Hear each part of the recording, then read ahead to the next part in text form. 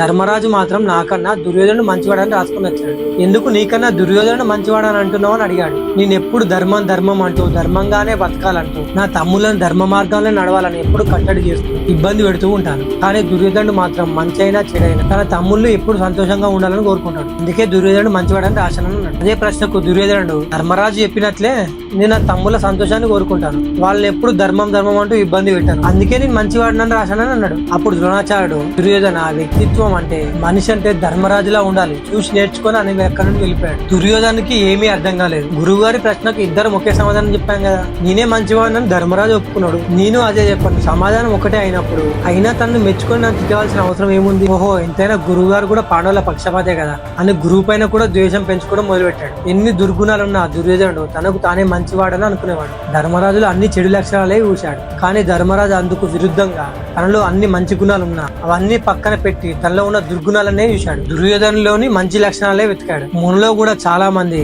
నేను ఎప్పుడు మంచివాడినే అనుకుంటూ ఎదుటి వారు ఎప్పుడు చెడ్డ పనులే చేస్తారని అనుకుంటారు. అలాంటి వాళ్ళంతా లక్షణాల పరంగా దుర్యోధనకి దగ్గరగా ఉన్నట్లు, ధర్మరాజుకి చాలా దూరంగా ఉన్నట్లు.